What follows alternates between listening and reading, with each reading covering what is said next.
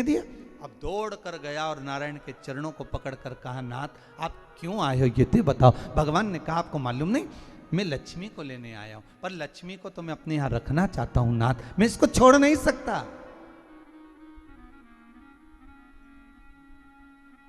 मैं लक्ष्मी जी को छोड़ नहीं सकता, मैं इनको लेकर जाऊं। किसान रोने लगा। तब भगवान नारायण ने धनतेरस की पूजन का महत्व समझाया।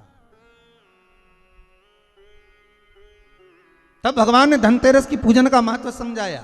सुनो किसान, मृत्यु लोक में रहने वाला मानव अगर धनवंतरी की पूजन करता है, धनतेरस के दिन कार्तिक महीने में पड़ने वाली सुंदर त्रयोदशी तिथि को जो धनवंतरी की पूजन करेगा, उसके घर से लक्ष्मी कभी बाहर नहीं जाएगी। नारायण जैसे बोले तो किसान तुरंत प्रसन्न हो गया। प्रभु प्रभु आप मुझे वो उपाय, आप मुझे वो पूजा का प्रयोग, आप मुझे वो महत्व उस धनवंतरी पूजन का, उस धनतेरस की पूजन का बता दीजिए, जिससे मेरा कल्याण हो जाए, जिससे मेरा उद्धार हो। भगवान विष्णु बोले, किसान सुनो, ये धनवंतरी मेरा ही एक अंश होता है। जैसे मेरे हाथ में शंख चक्र गदा पद्म सब धारण करा हुआ हूं, उसी तरह धनवंतरी का स्वरूप का यदि आप दर्शन करेंगे, आप धनवंतरी के चित्र का अगर दर्शन करेंगे, तो एक हाथ में उनके भी चक्र है, एक हाथ में उनके शंख है, एक हाथ में उनके औषधि है, एक हाथ में उन्हें अमृत का कलश है, और भगवान स्वयं नारायण का अंश प्रकट हो रहा है। बोल धनवंतरी भगवान की, धनवंतरी भगवान की। कहते हैं धनवंतरी भगवान का प्रागट्य जब हुआ था, तो भगवान शंकर ने धनवंतरी देव को देखकर कहा, वाह रे प्रभु वाह, क्या सुंदर स्वरूप धारण कर कर आए हो। प्रभु जब मेरे लिए विष लेकर आए थे तब एक आनंद दूसरा था, पर आज अमृत लेकर आए, उसका आनंद दूसरा है। बहुत अलग अलग बातें महाराज जी। शिव महापुराण की कथा कहती है, दो तरह की वाणी होती है, एक में आपने क्रोध कर दिया, अपशब्द कह दिया, ताना दे दिया, गालियां दे दी, और एक शब्द अमृत का मीठा बोल दिए, प्रेम की वाणी बोल दी, उसका एक आनंद दूसरा है, उसका एक संबोधन दूसरा है। एक विष लेकर आ रहा है, एक अमृत लेकर आ रहा है। शिव जी कहते हैं जो अमृत लेकर आ रहा है उसका आनंद ही दूसरा है, उसके चेहरे की चमक ही दूसरी है। भगवान विष्णु कहते हैं, सुनो किसान, मैं आपको धनवंतरी पूजन का विधान बताता हूं। भगवान कहते हैं, किसान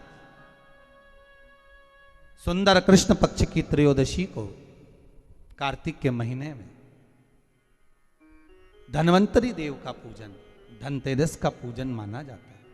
सुनो किसान, एक सुंदर भूमि पर देसी गाय का गोबर से लीपन कर कर, अगर गाय का गोबर ना मिले, सुंदर जल से लीपन कर कर, वहां एक सुंदर चौक को पूर कर, आप सभी को ज्ञात होगा कि चौक पूरने में रंगोली का प्रयोग नहीं होता।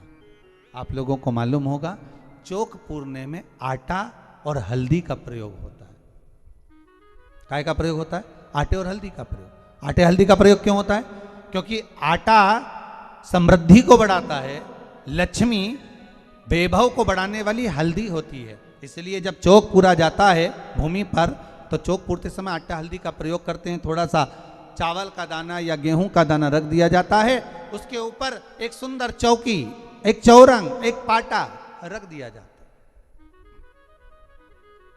भगवान विष्णु बता रहे हैं किसान को धनतेरस के पूजन का वर्णन, और जो भगवान विष्णु ने बताया है वही पूजन का वर्णन आप लोग श्रवण कर रहे हैं। आज धनतेरस है, आज धनतेरस का प्रयोग कर पूजन करें, और शिव महापुराण के इस भाव को, विष्णु पुराण के इस भाव को, स्कंद पुराण के इस भाव को आप धारण करें, और जो विधान भगवान विष्णु बता रहे हैं उसके हिसाब से, उसके अनुसार आप लक्ष्मी का पूजन, धनतेरस का पूजन करें। चौकी लगाएं, चौरंग लगाएं, पाटा लगाएं, उस पाटे पर एक सुंदर लाल वस्त्र धारण करा दें, लाल वस्त्र बिछा दें।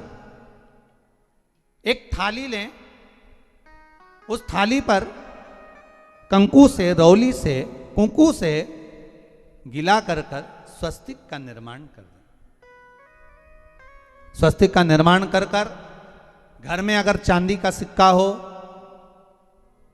अगर चांदी का सिक्का नहीं हो, चांदी का कॉइन नहीं हो, तो अपने घर का 1 का सिक्का, 2 का सिक्का, 5 का सिक्का, 10 का सिक्का, जो भी आपके घर में हो वो कॉइन ले लें महाराज, उसको थाली के अंदर रख दें स्वस्तिक के ऊपर।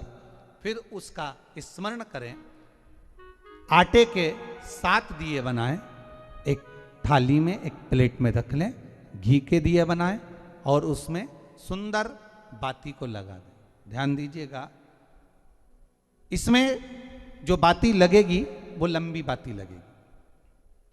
लक्ष्मी जी की पूजन में जितनी भी बाती लगे वो लंबी लगे।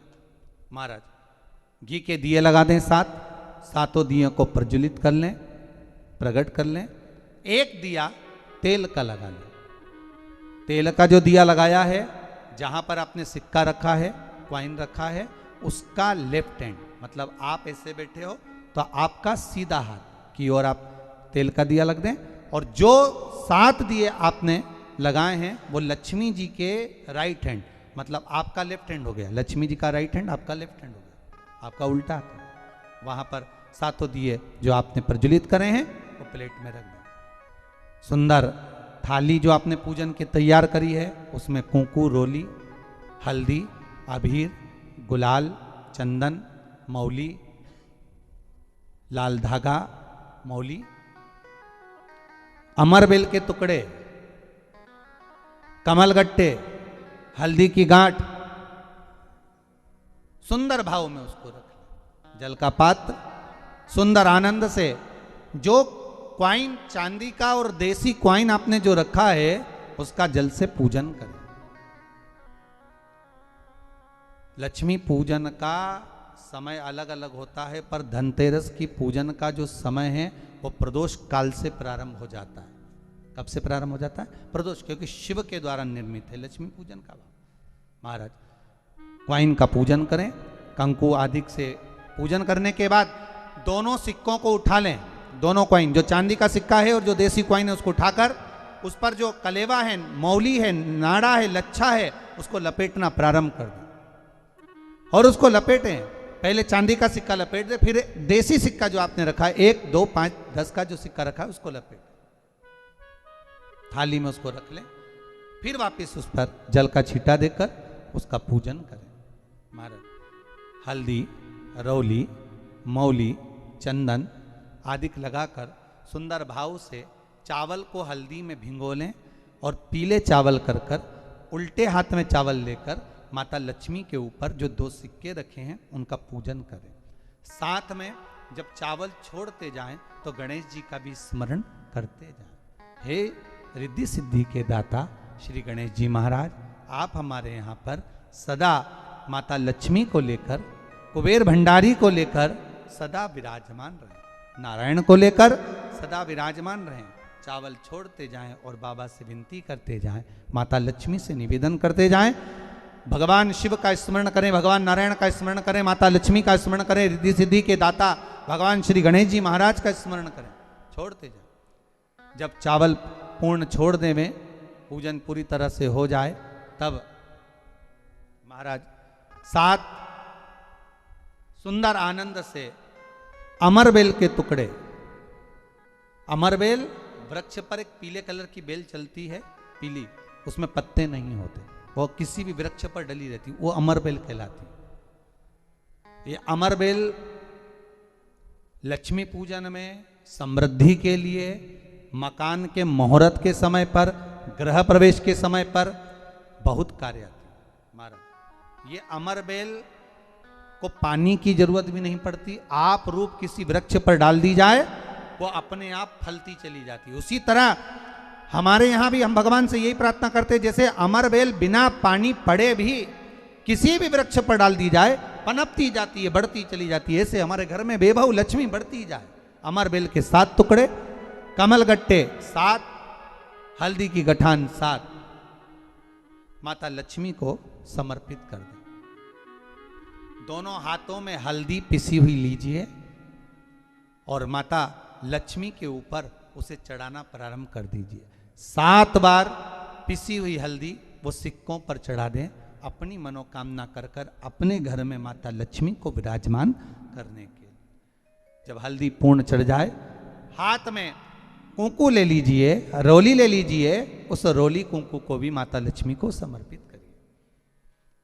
तब इसके पश्चात सुंदर जो भी घर में मिष्ठान हो, मीठा हो, नहीं हो शक्कर हो, गुड़ हो, मिश्री हो, जो भी आपके पास में हो, खड़ी शक्कर हो, वो भगवान को माता लक्ष्मी को भोग रख दीजिए। अगर कुछ मीठा बना हो तो मीठा रख दीजिए। महाराज घर में संपूर्ण पूजन कर कर आपके घर में जो देवालय में भगवान बैठे हैं उनका भी पूजन करिए। पूजन करने के पश्चात आप माता लक्ष्मी से निवेदन करिए, हे माँ आप हमारे यहाँ सदा विराजमान हो। महाराज ये जो पूजन है भगवान विष्णु जो बता रहे हैं किसान को, ये 5 दिन की पूजन है पूरी। आज कौन से दिन का पूजन बता रहे हैं? पहले दिन का। आज धनतेरस से रूप चौदस, अमावस्या, एकम और दूज, ये 5 दिन तक दीपावली का पर्व मनाया जाता है, दीप महोत्सव मनाया जाता है। पूजन करने के बाद जो 7 दिए आपने प्लेट में रखे हैं, थाली में रखे हैं पूजन के लिए घी के, उन 7 दियों से माता लक्ष्मी की आरती उतारिए।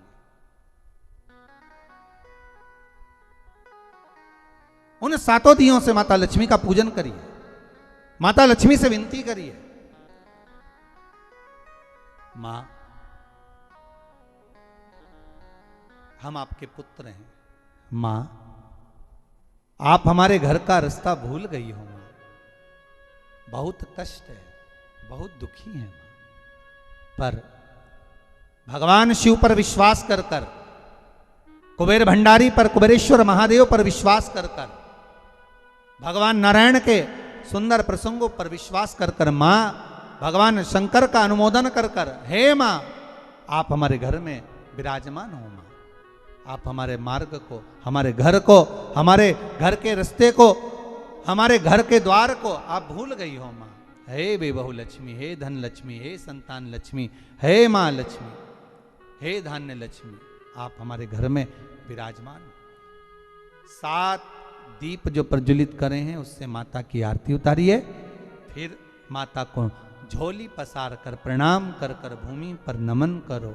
जब झोली पसार कर प्रणाम करें, झोली को अपनी ओर गिरा लें और माता को नमन कर कर जो 7 दिए आपने लगाए हैं उन 7 दिए को अलग अलग स्थान पर ले जाकर, जैसे घर के हॉल में, एक रसोई घर में, एक जहां पर आप लक्ष्मी रखते हो उस स्थान पर, एक घर के द्वार के पास में, एक तुलसी के क्यारे के पास में,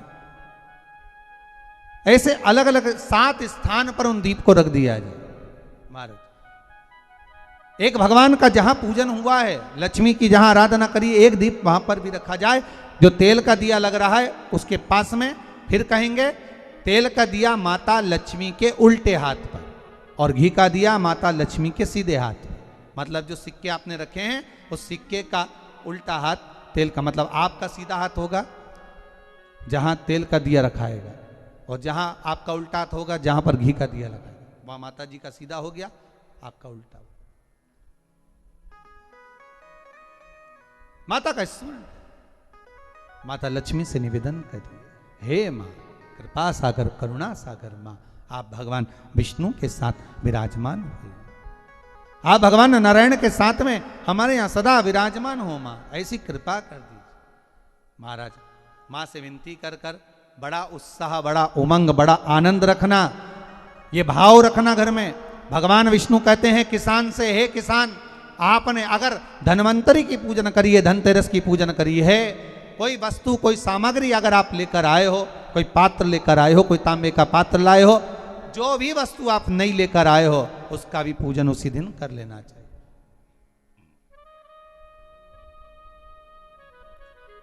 उसका भी पूजन कर लेना चाहिए। बड़ा भाव रखकर भगवान विष्णु ने किसान को बताया। बड़ा भाव, किसान सुनकर बड़ा प्रसन्न हुआ। नारायण प्रभु, क्या माँ फिर मेरे घर में रहेगी? भगवान कहते हैं, सुनो किसान, ये लक्ष्मी, अगर आप धनवंतरी का पूजन करते हो, धनतेरस का पूजन सुंदर कार्तिक के महीने की कृष्ण पक्ष की त्रयोदशी को अगर आप कर रहे हो, तो ये लक्ष्मी भले मेरे साथ बैकुंठ में जाकर रहे, पर लक्ष्मी का एक अंश तुम्हारे घर से कभी नहीं जाएगा, वो सदा विराजमान रहेगा। ऐसी है मां धन्वंतरी की पूजन।